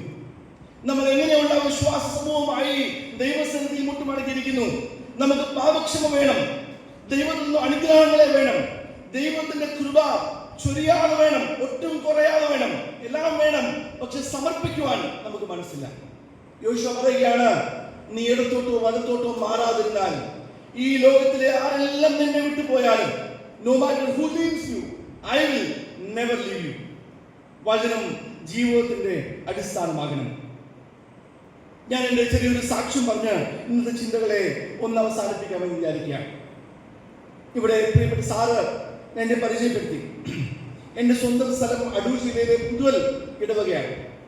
ഞാൻ ജനിച്ചതും വളർന്നതും നാട്ടിലില്ല. ഞാൻ ജനിച്ചതും വളർന്നതും മഹാരാഷ്ട്രയിലാണ്, ബോംബെയിലാണ്. നിങ്ങൾക്ക് എല്ലാവർക്കും ഒരുപക്ഷെ പ്രായമുള്ളവർക്ക് പറഞ്ഞാൽ അറിയാമായിരിക്കാം, ലാത്തൂർ എന്ന് പറയുന്ന സ്ഥലം പണ്ട് വലിയ ഭൂകമ്പം ഉണ്ടായ സ്ഥലമാണ്. അതിന്റെ അടുത്തുള്ള പ്രദേശത്താണ്. ഞങ്ങളുടെ ജീവിതത്തിന്റെ കഥ ഞാൻ പറയാൻ ആഗ്രഹിക്കുന്നത് ഇന്നത്തെ വചനവുമായിട്ട് അതിന് ബന്ധമുള്ളതുകൊണ്ടാണ്. കാരണം ഞങ്ങൾ ബോംബെയിൽ ഉണ്ടായിരുന്ന ആ സമയത്ത് ഞങ്ങൾക്കെല്ലാം ഉണ്ട്. പ്രാർത്ഥനയുണ്ട്, എല്ലാ ദിവസവും പോയിട്ട് വേദോത്സവം വായനയുണ്ട്, ഞങ്ങൾ പള്ളിയിലേക്ക് പോകും. സാമ്പത്തികമായി വളരെ ഭദ്രതയുള്ള ഒരു കുടുംബം, ബിസിനസ് വളരെ ഭംഗിയായിട്ട് പോകുന്നു, പിടിപാടുകളുണ്ട്, അറിയാം, എല്ലാ കാര്യങ്ങളും സ്വാധീനങ്ങളുണ്ട്. സമൂഹത്തിൽ നല്ലൊരു ജീവിതം, ആർക്കും കുറ്റം പറയാൻ പറ്റാത്ത ഒരു ജീവിതം. എനിക്ക് 9 വയസ്സുള്ള സമയത്ത് വളരെ ഭംഗിയായിട്ട് ജീവിതം മുമ്പോട്ട് പോയിക്കൊണ്ടിരുന്നപ്പോൾ ഞങ്ങൾ ഒരു കാര്യം മനസ്സിലാക്കുന്നു, എനിക്ക് തലയ്ക്ക് പിന്നിൽ കഴുത്തിന്റെ ഇടതുവശത്തായിട്ടൊരു വേദന ഉണ്ടാകുന്നു. നമ്മൾ സംസാരിച്ചുകൊണ്ടിരിക്കുന്നത് ഏകദേശം 23 വർഷങ്ങൾക്ക് മുമ്പാണ്. അത്രയും നമ്മൾ ഇന്ന് കാണുന്ന രീതിയിലുള്ള ഡോക്ടേഴ്സും അത്രയും സംവിധാനങ്ങളൊന്നുമില്ല. വേദന കൂടി വന്നു. ഡോക്ടേഴ്സ് പറഞ്ഞു, ഇത് ഭാരമുള്ള ബാഗ് തൂക്കിയതുകൊണ്ടാണ്, അതുകൊണ്ട് വേദന മാറിക്കണം, നിങ്ങൾ കാര്യമാക്കണ്ട. ഞങ്ങൾ ഇങ്ങനെ പെയിൻ കില്ലേഴ്സ് കഴിച്ചു, വേദന മാറി മുമ്പോട്ട് പോകുന്നു. ഓരോ ദിവസവും കഴിയുമ്പോഴും വേദന കൂടി വരികയാണ്. സ്വാധീനവും പണവും കൊണ്ട് എവിടെല്ലാം പോകാമായിരുന്നു അവിടെയെല്ലാം പോയി. എല്ലായിടത്തും പോയി. എല്ലാ ഡോക്ടേഴ്സും പറയുന്നത് ഞങ്ങൾക്ക് അറിയില്ല എന്താണ് പ്രശ്നം, ഞങ്ങൾക്ക് കൊണ്ട് ചെയ്യാവുന്ന ചികിത്സകളെല്ലാം ഞങ്ങൾ ചെയ്യുന്നു, ഇതിന് എന്താണ് പ്രതിവിധി ഞങ്ങൾക്ക് അറിയില്ല. We do not know. ക്രമേണ പോയി എന്റെ തന്നെ നടക്കാനുള്ള ശേഷി ഇല്ലാതായിട്ടുണ്ട്. ഞാൻ തന്നെ നടക്കില്ല. കുറെ കഴിഞ്ഞപ്പോൾ എന്റെ കണ്ണിന്റെ കാഴ്ച നഷ്ടപ്പെട്ടു, എനിക്കൊന്നും കാണില്ല. കുറെ കഴിഞ്ഞപ്പോൾ എനിക്ക് ബോധമില്ല. ഞാൻ ഒരു തോർത്ത് പിഴിഞ്ഞിട്ടാൽ എങ്ങനെ കിടക്കുമോ അങ്ങനെ ഒരു കട്ടിലിൽ കിടക്കുവാനായിട്ട് തുടങ്ങി. അപ്പനും അമ്മയും തങ്ങൾക്ക് അറിയാവുന്ന ഇടങ്ങളെല്ലാം പോയി. അവർക്കറിയാവുന്ന ഇടങ്ങളെല്ലാം വാതിലെല്ലാം കൊട്ടി, എല്ലാ മരുന്നുകളും പ്രയോഗിച്ചു. ഇതിന് മാത്രം ഒരു പ്രതിവിധിയില്ല. വളരെ വൈകി 2023 അവസാന ഘട്ടങ്ങളിൽ, നവംബറിന്റെ അവസാന ഘട്ടങ്ങളിൽ, മാസങ്ങളിൽ വളരെ പ്രായം ചെന്ന ഒരു ഡോക്ടർ അവിടെ പറഞ്ഞു, ഒരുപക്ഷെ എന്തോ ഒരു ചെറിയ പ്രശ്നം തലയിൽ ആണെന്ന് തോന്നുന്നു. നിങ്ങൾ വളരെ ദൂരെയുള്ള ഒരു 2 മണിക്കൂർ 3 മണിക്കൂർ യാത്ര ചെയ്ത് ഒരിടത്ത് പോയാൽ അവിടെ CT സ്കാൻ ഉണ്ട്, MRI സ്കാൻ ഉണ്ട്. ഒരുപക്ഷെ തലയുടെ സ്കാൻ എടുത്ത് നോക്ക്, ഒരുപക്ഷെ എന്താ പ്രശ്നം എന്നറിയാം. അവിടെ ഞങ്ങൾ യാത്ര ചെയ്തു പോയി. ഡോക്ടേഴ്സിന്റെ റിസൾട്ടിന് വേണ്ടി MRI എല്ലാം എടുത്ത് കാത്തു നിൽക്കുമ്പോൾ ഞാൻ വളരെ ചെറുപ്പമാണ്, 9 വയസ്സ് 8 വയസ്സ് മാത്രമേ ഉള്ളൂ. ഞാൻ നോക്കുമ്പോൾ എന്റെ അപ്പനും അമ്മയും കരയുന്നത് മാത്രമേ എനിക്ക് ഓർമ്മയുള്ളൂ. എന്താണെന്ന് ചോദിക്കാനുള്ള പ്രായമോ ബോധമോ ഒന്നും എനിക്കില്ല. പിന്നീട് ഞാൻ ചോദിച്ചപ്പോഴാണ് മനസ്സിലാകുന്നത്, അവരോട് ഡോക്ടേഴ്സ് പറഞ്ഞു, നിങ്ങളുടെ മകന്റെ തലയ്ക്കുള്ളിൽ ഒരു ട്യൂമർ വളരുന്നുണ്ട്, അത് കണ്ടുപിടിക്കാൻ വളരെ വൈകിപ്പോയി, ഇനി നമുക്കൊന്നും ചെയ്യുവാൻ കഴിയില്ല. Only thing that you can do is inform your relatives. നിങ്ങൾക്ക് ആകെ ചെയ്യാൻ പറ്റുന്ന ഒരു കാര്യം നിങ്ങളുടെ ബന്ധുമിത്രാദികളെ അറിയിക്കുക. മരണത്തിലുള്ള കാര്യങ്ങളൊക്കെ മുമ്പോട്ട് കൊണ്ടുക. 2 ദിവസം കൂടിപ്പോയ 3 ദിവസം അതിനുള്ളിൽ നിങ്ങളുടെ മകൻ മരിച്ചു പോകും. ജീവിതത്തിൽ നമ്മൾ ആശ്രയം കണ്ടെത്തുന്നത് എവിടെയാണ് എന്ന ഒരു പ്രസക്തമായ ചോദ്യം ഇവിടെയുണ്ട്. നമ്മുടെ പണത്തിലാണോ, നമ്മുടെ ബന്ധുമിത്രാദികളിലാണോ, നമ്മുടെ സ്വാധീനങ്ങളിലാണോ, നമ്മുടെ ജീവിതത്തിന്റെ എവിടെല്ലാം പിടിപാടുകളുണ്ടോ അവിടെയാണോ എന്നുള്ള ചോദ്യം അന്ന് എന്റെ മാതാപിതാക്കളെ വളരെ അലട്ടി. രണ്ടും കൽപ്പിച്ച് അവരെന്നെ ട്രെയിൻ കയറ്റി, ലോക്കൽ ട്രെയിൻ കയറി നാട്ടിലേക്ക് കൊണ്ടുവന്നു. അതിന് പിന്നിൽ മറ്റൊരു കാരണമുണ്ട്. നാട്ടിലേക്ക് വന്ന് ചികിത്സാ മധ്യേ എന്തെങ്കിലും സംഭവിച്ചാൽ പള്ളിയിൽ കൊണ്ടുവന്ന് അടക്കാൻ എളുപ്പമുണ്ടെന്നുള്ളതാണ്. നമുക്കറിയാമായിരിക്കും 2003 നമ്മുടെ നാട്ടിൽ സുനാമി നടക്കുന്ന സമയമാണ്. വളരെ ദീർഘമായ ഒരു ഓപ്പറേഷൻ, 5-6 മണിക്കൂറുള്ള ഒരു ഓപ്പറേഷൻ കഴിഞ്ഞു. വളരെ വിജയകരമായ ഓപ്പറേഷൻ എല്ലാം കഴിഞ്ഞു. അവര് ഒരു പരിക്കുകളൊന്നും ഇല്ലാതെ ഈ ട്യൂമർ പുറത്തെടുത്തു. ഞങ്ങൾ വിചാരിച്ചു ഞങ്ങളുടെ ജീവിതം ശരിയായി, ചെറുതായിട്ടൊന്ന് പിഴച്ചെങ്കിലും കാര്യങ്ങളൊക്കെ വലിയ കുഴപ്പമില്ലാതെ മുമ്പോട്ട് പോകും. ഞങ്ങൾ വിചാരിച്ചു 2 ആഴ്ച റെസ്റ്റ് എടുത്ത് ആശുപത്രിയിൽ നിന്നും ഡിസ്ചാർജ് ആകുന്നതിന് 2 ദിവസം മുമ്പ് ഞങ്ങൾക്ക് മറ്റൊരു റിപ്പോർട്ട് ഞങ്ങളുടെ കയ്യിൽ കിട്ടി. ആ റിപ്പോർട്ട് ഏതൊരു ട്യൂമറും ഒരു മനുഷ്യന്റെ ജീവിതത്തിൽ ഉണ്ടായാൽ ആ ട്യൂമർ ബയോപ്സിക്ക് വിടും. അതിന്റെ റിസൾട്ടാണ്. ആ റിസൾട്ട് എടുത്ത് തുറന്നു നോക്കിയപ്പോഴായിരുന്നു ഞങ്ങളുടെ ജീവിതത്തിന്റെ അടിസ്ഥാനം നൽകിപ്പോയത്. ആ റിപ്പോർട്ടിൽ പറയുന്നത് ഈ ട്യൂമർ ക്യാൻസറസ് ആണ്. ഇനിയും ഉള്ള നാളുകൾ ആശുപത്രിയിൽ കഴിച്ചുകൂട്ടാമെന്ന ചിന്തയോടെ ഞങ്ങൾ ആശുപത്രിയിലേക്ക്, അടുത്ത ട്രിപ്പ് ആശുപത്രിയിലേക്ക് പോകുന്നു. ഞങ്ങളോട് പറഞ്ഞിരുന്നത് 16 റേഡിയേഷൻ മുതൽ ആരംഭിക്കണം, ബാക്കിയുള്ളത് പിന്നീട് പറയാം. റീജിയണൽ ക്യാൻസർ സെന്റർ എന്നുള്ളൊരു കെട്ടിടമുണ്ട്, ഒരു പ്രസ്ഥാനമുണ്ട് തിരുവനന്തപുരത്ത്. എനിക്ക് തോന്നുന്നു നമ്മൾ എപ്പോഴെങ്കിലും ജീവിതത്തിൽ ഒരു പ്രാവശ്യമെങ്കിലും സഞ്ചരിക്കേണ്ട, പോയിരിക്കേണ്ടുന്ന ഒരു കാര്യമാണ്. നമ്മുടെ ജീവിതത്തിന്റെ ഉന്നതഭാവമൊക്കെ ഇങ്ങനെ ഒരു നിമിഷം കൊണ്ട് ഉരുകില്ലാതായിത്തീരും. പിഞ്ചു കുഞ്ഞുങ്ങൾ, പ്രത്യേകിച്ച് പീഡിയാട്രിക് വാർഡിൽ പോയാൽ ഇപ്പോൾ ജനിച്ച കുഞ്ഞുങ്ങളെയൊക്കെ റേഡിയേഷന് വേണ്ടി കൊണ്ടുപോകുന്നത് കാണാം. എന്നെയും അവിടെ ഡോക്ടറിന്റെ ചേംബറിന് പുറത്ത് നിർത്തി, തലയ്ക്ക് മുട്ടയടിച്ചു. റേഡിയേഷൻ ചെയ്യുന്ന സ്ഥലത്തൊക്കെ പച്ച മഷി കൊണ്ട് വരച്ചു. റേഡിയേഷൻ ചേംബറിലേക്ക് കയറുന്നതിന് തൊട്ട് മുമ്പ് ഡോക്ടർ നമ്മളെ ഒന്ന് കൗൺസിൽ ചെയ്യും. ഡോക്ടർ പറയും, ഇനിയും റേഡിയേഷൻ തലമുടിയൊക്കെ പൊഴിയും, ദേഹത്തെ ഇംഗ്ലീഷിന്റെ പ്രയാസങ്ങളൊക്കെ ഉണ്ടാവും, കാഴ്ചകൾക്ക് ബുദ്ധിമുട്ടുണ്ടാവും, ഇതെല്ലാം സ്വാഭാവികമാണ്, ഒന്നുകൊണ്ട് പേടിക്കണ്ട. ഇതെല്ലാം പറഞ്ഞ് റിപ്പോർട്ട് ഒന്നുകൂടി നോക്കി ഞങ്ങളെല്ലാം എഴുന്നേറ്റ് എന്നെ ചേംബറിലേക്ക് കയറ്റുവാൻ വേണ്ടി പോകുമ്പോൾ ഡോക്ടർ നിൽക്കുവാൻ വേണ്ടി പറയുന്നു. ഡോക്ടർ പറയുന്നു, നമുക്കൊരു കാര്യം ചെയ്യാം, let us give it a benefit of doubt. ഒരു ചെറിയ സംശയത്തിന്റെ പുറത്തിൽ നമുക്ക് ഇപ്പോൾ റേഡിയേഷൻ ചെയ്യണ്ട, നിങ്ങൾ 6 മാസം കഴിഞ്ഞ് വീണ്ടും വാ, നമുക്ക് അന്നേരം സ്കാൻ എടുത്ത് ഗ്രോത്ത് കാണുവാണെങ്കിൽ അന്നേരം നമുക്ക് റേഡിയേഷൻ ചെയ്യാം. 2024 ജനുവരി മാസം ആശുപത്രി വിട്ടതാണ് ഞാനും എൻ്റെ കുടുംബവും. ഇന്ന് നീണ്ട 24 വർഷങ്ങൾ കഴിയുന്നു, 22 വർഷങ്ങൾ കഴിയുന്നു. ദൈവത്തിന്റെ സന്നിധിയിൽ ജീവന്റെ വചനവുമായിട്ട് ഞാൻ നിൽക്കുന്നതായി ദൈവത്തിന്റെ സ്തോത്രം ചെയ്യാൻ. ജീവിതത്തിൽ ദൈവം മരണകരമായ താഴ്വരയിൽ നിന്നും, നാശത്തിന്റെ കുഴഞ്ഞ ചീട്ടിൽ നിന്നും, നമ്മൾ അസാധ്യമെന്ന് ചിന്തിക്കുന്നതായിട്ടുള്ള ഇടങ്ങളിൽ നിന്നും നമ്മളെ വിടുവിക്കുന്ന ഒരു ദൈവം ജീവനുള്ള ദൈവമാണ്. ഹല്ലേലൂയ. ദൈവം സൗഖ്യമാക്കുന്ന ദൈവമാണ്. ദൈവം നമ്മുടെ പ്രതീക്ഷകളില്ലാതിരിക്കുമ്പോൾ, നമ്മുടെ കണക്കുകൂട്ടൽ തെറ്റുമ്പോൾ, നമ്മുടെ ജീവിതത്തിൽ നമ്മുടെ കൂടെ ഇരിക്കുന്ന ദൈവമാണ്. നമ്മുടെ സ്വാധീനങ്ങൾ തീരുന്ന ഒരു സമയം വരും നമ്മുടെ ജീവിതങ്ങളിൽ. നമ്മുടെ പിടിപാടുകൾ നിരർത്ഥകമായി തീരുന്ന ഒരു സമയം വരും നമ്മുടെ ഓരോരുത്തരുടെയും ജീവിതത്തിൽ. നമ്മുടെ പണം വെറുതെ ആയി പോകുന്ന ഒരു സമയം വരും നമ്മുടെ ഓരോരുത്തരുടെയും ജീവിതത്തിൽ. അപ്പോഴാണ് യോശുവ നമ്മളെ ഓർപ്പിക്കുന്നത്, എന്തെല്ലാം വന്നാലും പോയാലും ശരി, ഒരു കാര്യം ജീവിതത്തിൽ തീരുമാനിക്കണം. ഈ വചനം എന്റെ വായിൽ നിന്നും ഇടത്തോട്ട്, ഈ വചനം എന്റെ വായിൽ നിന്നും മാറിപ്പോകില്ല. ഈ വചനത്തിൽ നിന്നും ഇടത്തോട്ടോ വലത്തോട്ടോ മാറുവാൻ ഞാൻ തയ്യാറല്ല. അങ്ങനെ ഒരു തീരുമാനം നമുക്ക് ഓരോരുത്തർക്കും എടുക്കുവാൻ സാധിക്കും. 24-ാം അധ്യായത്തിലേക്ക് യോശുവയുടെ പുസ്തകം നമ്മൾ കടന്നു വരുമ്പോൾ യോശുവ മറ്റൊരു യുദ്ധത്തിന് വേണ്ടി ഒരുങ്ങുകയാണ്. യോശുവ is preparing for another war. യോശുവ എല്ലാ ഇസ്രായേൽ ജനതയും വിളിച്ചു കൂട്ടിയിട്ട് പറയുകയാണ്, ഇസ്രായേൽ മക്കളെ, നിങ്ങൾ എല്ലാവരും എന്റെ അടുക്കൽ വാ, come before me. എനിക്ക് നിങ്ങളോട് ഒരു കാര്യം ചോദിക്കുവാനുണ്ട്. യോശുവ എല്ലാവരും വിളിച്ചു കൂട്ടിയിട്ട് പറയുകയാണ്, നോക്കൂ മക്കളെ, എവിടെയാണ് അവർ? കനാൻ നാട്ടിലേക്ക് വന്നു കഴിഞ്ഞു. അവർ എല്ലാത്തിനുള്ള സ്ഥലം വീതിച്ചു കിട്ടി.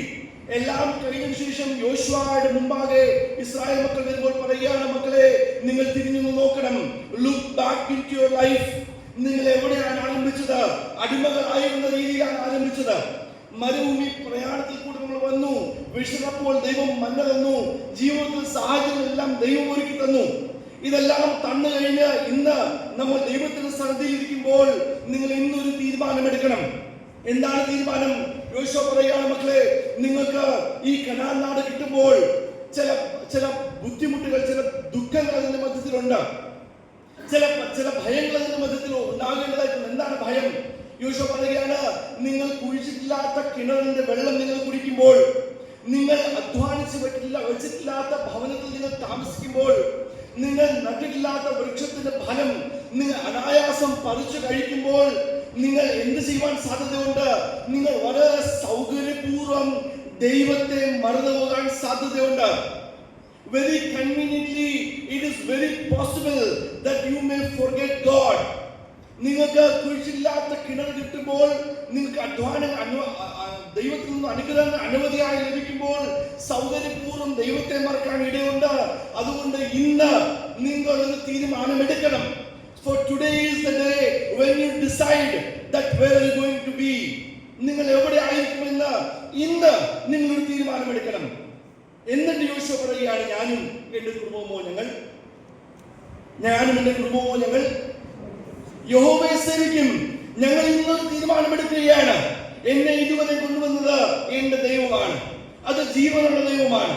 ഇതുവരെ ഞാൻ വന്നത് എന്റെ കണക്ക് കൂട്ടൽ ശരിയായതുകൊണ്ടല്ല, ഞാൻ മിടുക്കനായതുകൊണ്ടോ ഞാൻ സമർത്ഥനായതുകൊണ്ടോ ഒന്നുമല്ല. പ്രത്യുത ദൈവം എന്നെ നടത്തി. അതുകൊണ്ട് ഞാൻ പറയുന്നു, എനിക്ക് ഈ ദൈവം മതി. എന്നിട്ട് ഇസ്രായേലിനോട് പറയുകയാണ്, ഇന്ന് നിങ്ങളൊരു തീരുമാനമെടുക്കുക. ഇന്ന് വെള്ളൂർ സഭയിലെ സഭാജനങ്ങളോട് നമ്മൾ ഓരോരുത്തരും ചിന്തിക്കുമ്പോൾ ദൈവവചനം ഓർപ്പിക്കാൻ ആഗ്രഹിക്കുന്നതാണ്. ഇന്ന് ഒരു തീരുമാനമെടുക്കുക. ജീവിതത്തിലേക്ക് തിരിഞ്ഞു നോക്ക്. ദൈവം എത്ര നല്ലവനായിരുന്നു. ഇതുവരെ ദൈവം കൊണ്ടുവന്ന വഴികൾ എത്ര അഗോചരമായിരുന്നു. എന്നിട്ട് ഇന്ന് നിങ്ങളൊരു തീരുമാനം നിങ്ങളുടെ വായു കൊണ്ട് പറയണം, എനിക്ക് ഈ ദൈവം മതി, എനിക്ക് ഈ ജീവനുള്ള ദൈവം മതി. അങ്ങനെ ഒരു തീരുമാനമെടുക്കാൻ നമുക്ക് സാധിക്കും. യോശുവ നമ്മളെ ഓർപ്പിച്ചത് ചെറിയ പ്രസക്തമായ ചില കാര്യങ്ങളാണ്. യോശുവ പറയുകയാണ്, എന്റെ ജീവിതത്തിലെ ജയപരാജയങ്ങൾ ഞാൻ മിടുക്കനായതുകൊണ്ടോ മണ്ടനായതുകൊണ്ടോ അല്ല, പ്രത്യുത അത് ദൈവത്തിന്റെ പദ്ധതിയുടെ ഭാഗമായിരുന്നു. യഹോവ അദ്ദേഹത്തെ ഓർപ്പിക്കുന്നത്, യോശുവയെ ഓർപ്പിക്കുന്നത്, നമ്മളെ ഓർപ്പിക്കുന്നത്, നമ്മൾ ദൈവത്തിന്റെ വചനം ഇടത്തോട്ടോ വലത്തോട്ടോ മാറാതെ പ്രമാണിക്കുമ്പോൾ നമ്മുടെ ജീവിതത്തിൽ നിരന്തരം കൂടെ ഇരിക്കുന്ന ഒരു ദൈവമാണ്. ജീവിതത്തിൽ ഒരു പ്രതിസന്ധിയായിട്ട് മാത്രം കാണാതെ ചരിത്രത്തിൽ നമ്മൾ ഇടപെട്ട ദൈവത്തിന്റെ വലിയ അദൃശ്യമാകുന്ന കരത്തിന്റെ നടത്തിപ്പ് നമ്മൾ കാണണം.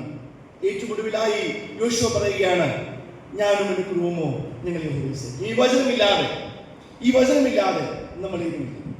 യെശയ്യാ പ്രവാചകന്റെ പുസ്തകത്തിൽ 55-ാം അധ്യായം 11-ാം വാക്യത്തിൽ പറയുകയാണ്, എന്റെ വായിൽ നിന്നും പുറപ്പെടുന്ന വചനം വെറുതെ എന്റെ അടുക്കൽ മടങ്ങി വരാതെ ഞാൻ എന്തിനു വേണ്ടി അതിന് വിട്ടുവോ അത് സാധിപ്പിച്ചിട്ടേ എന്റെ അടുക്കൽ മടങ്ങി വരികയുള്ളൂ. ഇന്ന് ആ ജീവനും ചൈതന്യമുള്ള വചനം നമ്മുടെ ജീവിതത്തിൽ ക്രിയ ചെയ്യുവാൻ വേണ്ടി ഒരുങ്ങി വന്നിരിക്കുന്നു. നമ്മൾ ഒരുക്കമുള്ളവരായിട്ടാണ് ഇരിക്കുന്നത്. ഒരു നിമിഷം കണ്ണുകളുടെ അടയ്ക്കാൻ പ്രാർത്ഥിക്കാം. ഒരിക്കൽ കൂടെ ആ പാട്ട് നമുക്ക് ചേർന്ന് പാടാം. നിൻ വചനം ധ്യാനിക്കുമ്പോൾ എൻ ഹൃദയം ആശ്വസിക്കും. നിൻ വചനം ധ്യാനിക്കുമ്പോൾ എൻ ഹൃദയം ആശ്വസിക്കും.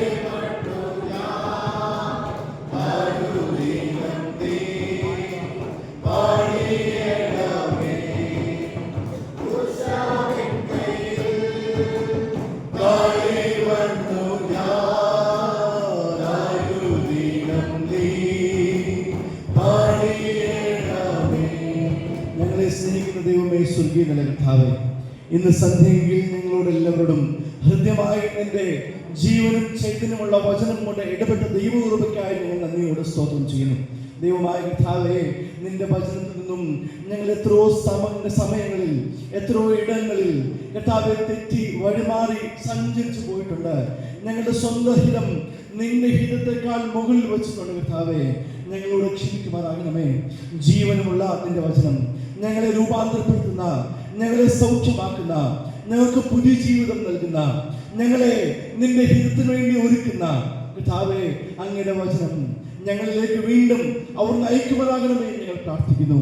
ഇത് ഞങ്ങൾ രാവും പകലും വിട്ടുമാറാതെ ധ്യാനിക്കുവാൻ, ദൈവമായ കർത്താവേ, ഇത് ഞങ്ങളുടെ ജീവിതത്തിന്റെ ഭാഗമായി മാറുവാൻ, ദൈവമായ കർത്താവേ, ലോകത്തിലെ എല്ലാം അഴിഞ്ഞു പോകുമ്പോഴും ആകാശവും ഭൂമിയും ഒഴിഞ്ഞു പോകുമ്പോഴും ഞങ്ങളുടെ ജീവിതത്തെ സൗഖ്യമാക്കുന്ന, ഞങ്ങളുടെ ജീവിതത്തിൽ എന്നും നിലനിൽക്കുന്ന ഒന്നേ ഒരു കാര്യമുള്ളത് നിന്റെ വചനമാണ് കർത്താവേ.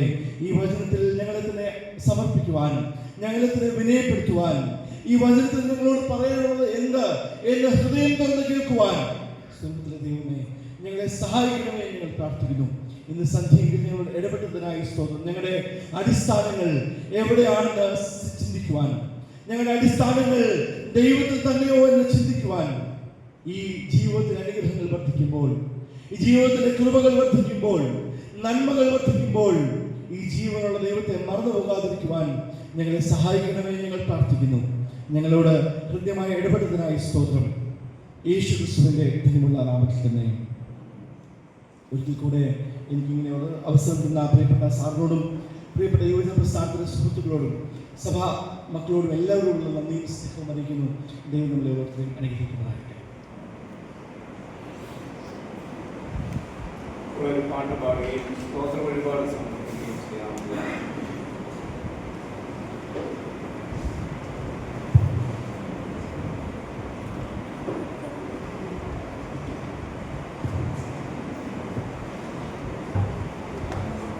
യേശു